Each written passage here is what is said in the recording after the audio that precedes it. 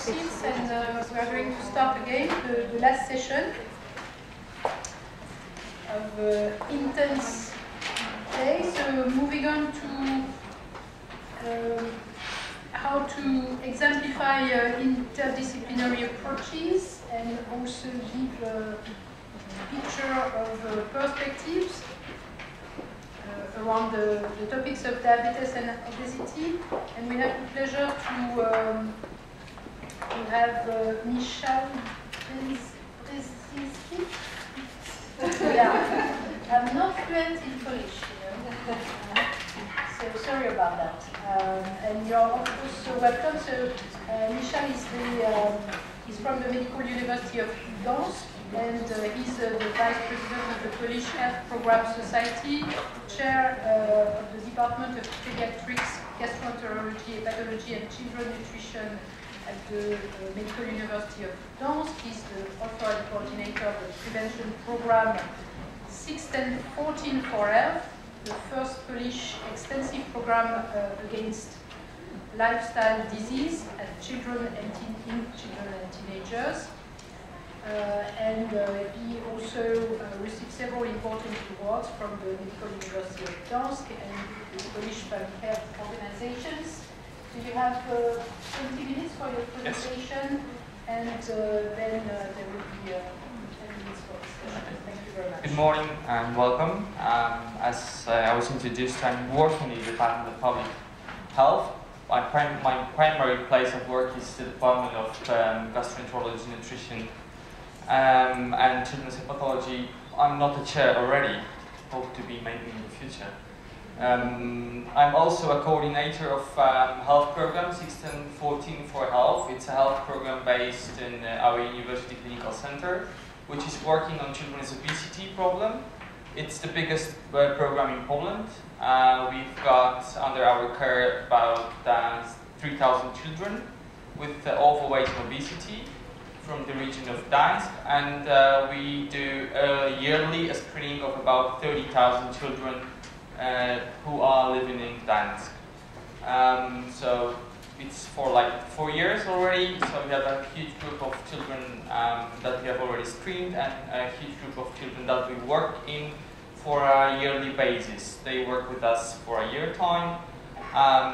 The children are aged 6, 10 and 14, so we work with them and with their parents 4 to 6 meetings during the year with a pediatrician, with a dietitian, psychologist and physical activity specialists, each of them 4 each time that we meet.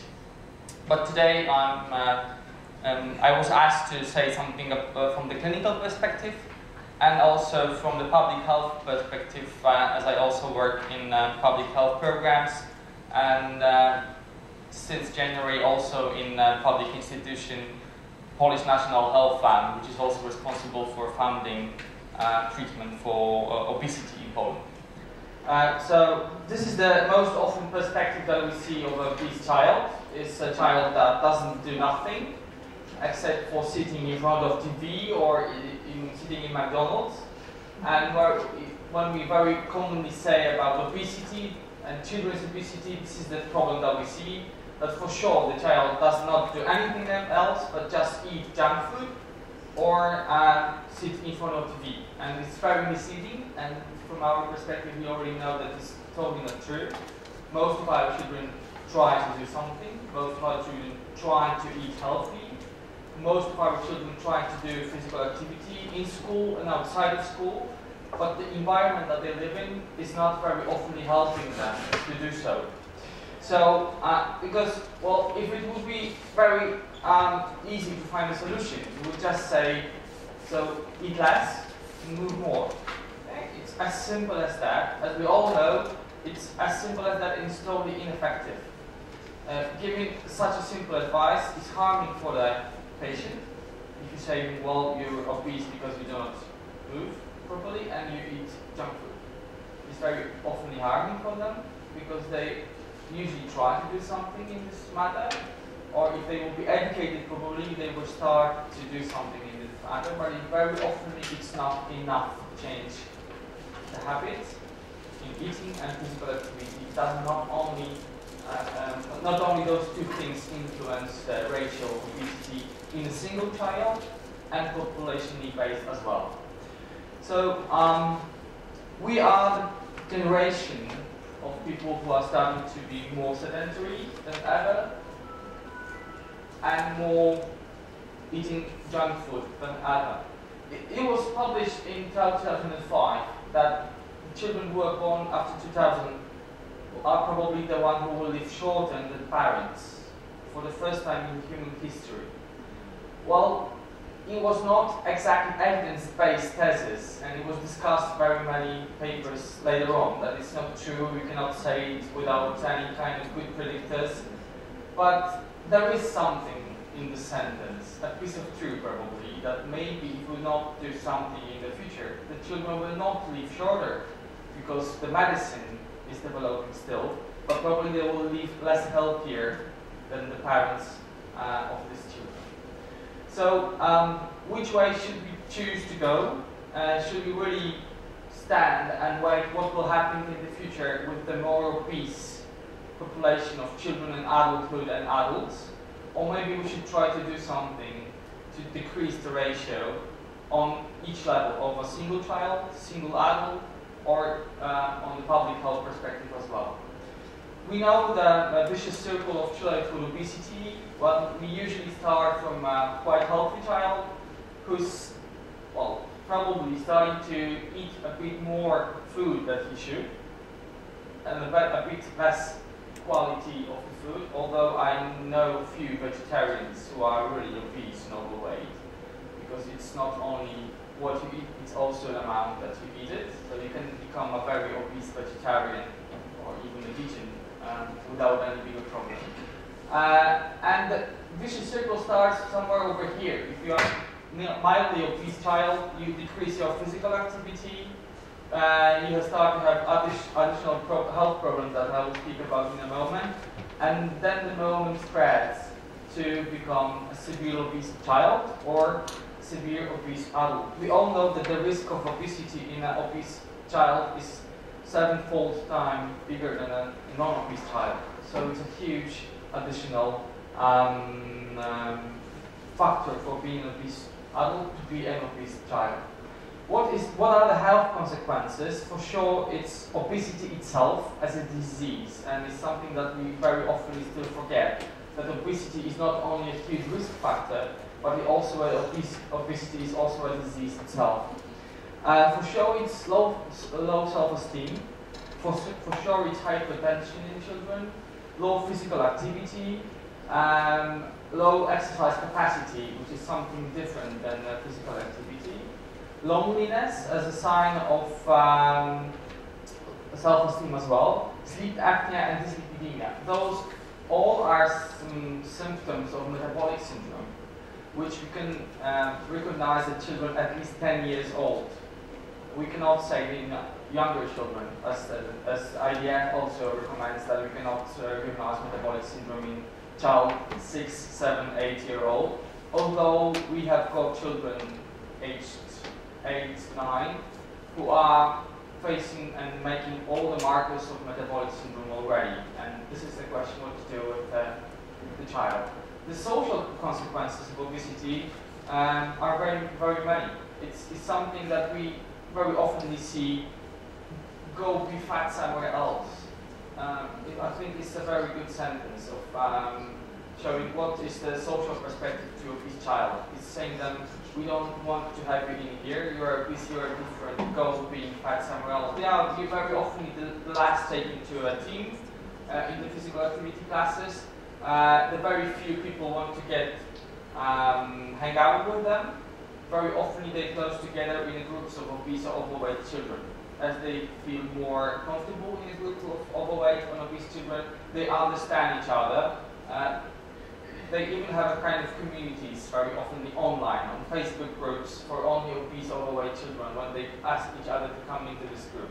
We didn't know this problem, but the children told us, well, you know, we got this kind of Facebook groups only for us, when we can discuss the kind of problems we have over there. The same is with adults, totally the same is with adults. So those are some of the social consequences of being overweight and obese child. So what can be done on the very clinical and individual level? Those are some information that I took from Professor Sharma from Canada, who says that we need to do 5 A's. This is very similar to tobacco health. We need to ask, assess, advise, agree, assist, and arrange a way to start changing your life. Okay? And this is something which is called minimal intervention in obesity, which should be performed by each and every GP on each and every visit of the obese and overweight child. Of course, even if it comes for vaccination, even if it comes with flu or something else, these simple 5 questions should be asked each and every time, because they take like a minute, maybe. And imprinted 100 times on one of the visits will start the parents to say, okay, maybe we really need to change. Like we need to change the GP to stop asking these silly questions, okay? The other things that are very much important to remember is that the bottom of obesity is not as simple as eat less or you eat too much and you move too little. But there are also mental, mechanical. So are we able to do more physical activity to lose weight because we are so severely obese that even making 100 steps is too much for us at once? Or metabolic, do we already have some kind of metabolic symptoms of obesity? As I told you, we have children aged 7 and 8 and 9 years old with type 2 diabetes already, or with dyslipidemia, and do they have money to be healthier, to have a healthier lifestyle? Can we help them gather the money to be healthier? Being healthy is more expensive, as we know it from population studies, that richer countries are healthier, but healthier countries are richer. So it's a both sides dependence. What can we do on a single person level? On the level of prevention, for sure, we can do some kind of programs that we try to run here in Gdansk. We can build treatment centers specified for children and adults with obesity and overweight. We can do for sure family counseling because the children's obesity and overweight is not a problem only of a child. It's always a problem of the whole family that needs to shift from one way to another of not only nutrition but also physical activities. Well, the things that in children are not so easy to be done is drugs. There are very few drugs for adults obesity, and for children we even have less of them. Through Europe we got like one drug who is possible to be given to children of age above 12 years old. Surgery, when you speak with bariatric surgeons, most of them say no, never, because this is a child. It's impossible to make surgery on a child. What will be in the future? We don't know the perspective of 30, 40 years in the future. But I also say, well, what should I do with a boy who's 160 kilograms of weight and he's 14? And probably he will not make it to being 18. Because one day he will sleep and forget to wake up because of this huge sleep apnea that he has got. And the surgeons say, well, you need to treat him traditionally, make him move more and eat better. But this is also a dilemma. Okay? Now the new guidelines say that it's possible to make bariatric surgeries in children who finish the development age. Okay, so it's about 16. There are some studies from Denmark, from Netherlands that show they have got good results after 6-7 years of after the bariatric surgery. We also need to adapt some recommendations of treatment from adults to children, and it's not so easy as a child is a very much developing organism. And we got some crucial moments of development, and they are more or less about the age 6, 9, and about 13, 14, depends on if it's a boy or a girl. Is it a public health problem? All the data today is showing that yes, it is a public health problem. Depending on some countries, the increase of obesity is bigger, higher, more rapid, less rapid. There are some information from the last 2 years published in New England Journal or Lancet as well, that there are some countries who have reached a plateau of obesity or in general, or in some age groups. Even in the US, there were some published papers showing that the group of children between 10 and 12 has stopped the increase of obesity, but it's a very short information from like 2 to 3 years of observation. It cannot be said as a trend already. In Poland, the trend of obesity, overweight is more or less the same as in France. It's about 18 to 20% of the population of children, depends on exactly the age, who are overweight or obese. It's also a public health problem because of the field of economy. Yeah, it's starting to be a problem for the richest countries as well, as more money needs to be spent on saving the lives of obese or overweight children, or maintaining them in good health, or possibly good health. What can we do? This is the very common public health ladder. So we can do nothing and just watch the situation, how it evolves in the future, and we know that it's the less effective way of acting in public health. Or we can do many other things. On the very top of it is to eliminate the choice, and this is something that we have did in smoking. Banning smoking in public places is elimination of choice. Well, some countries even more want to be more strict. They want to ban tobacco, and Australia is one of the countries who wants to ban tobacco till 2020. They said it will be illegal to buy tobacco in Australia. But it's a way of eliminating the choice. We see it in a bit different perspective, in the perspective of health promotion. So public health policies is something that should be done. The public health policies is a very important role in prevention of overweight and obesity. The prevention itself and healthcare is something on the very end.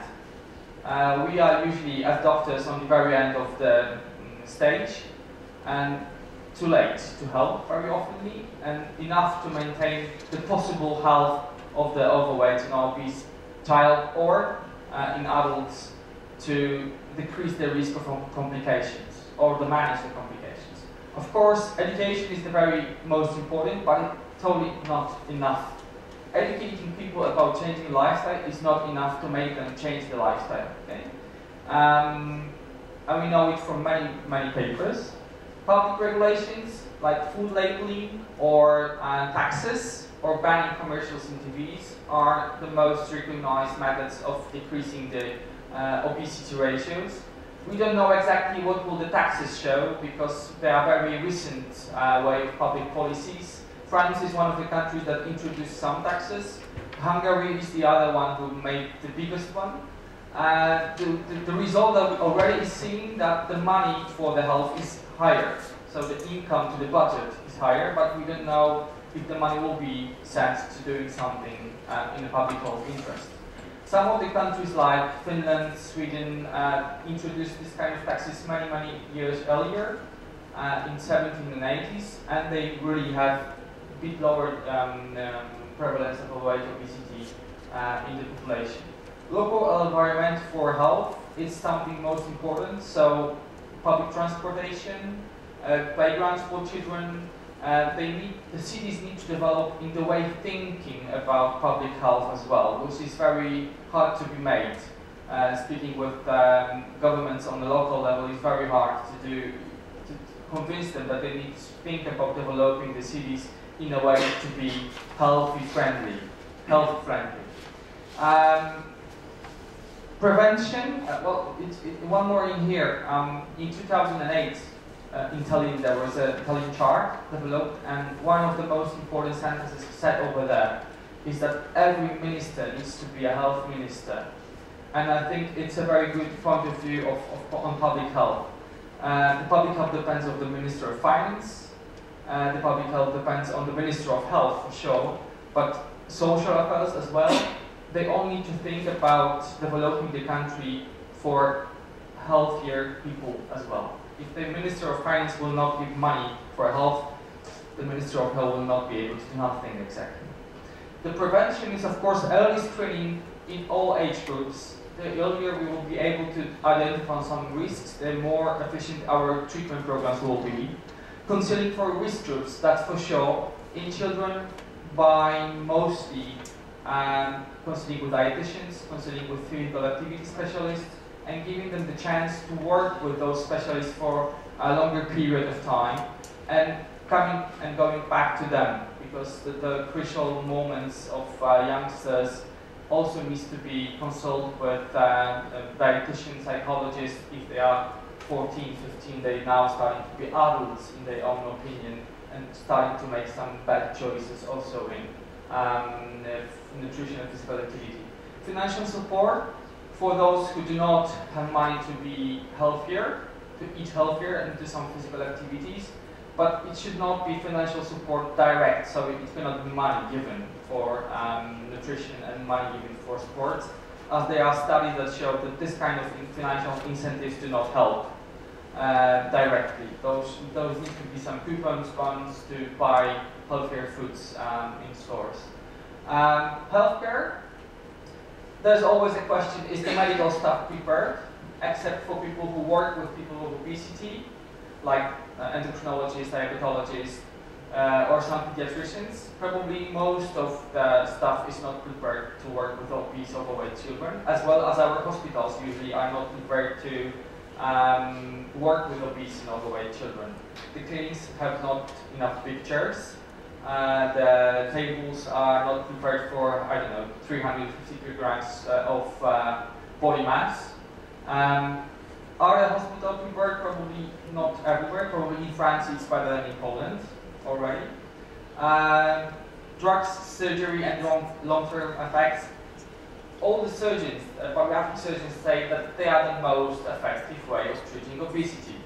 And that's true, they are the most effective way of treating obesity.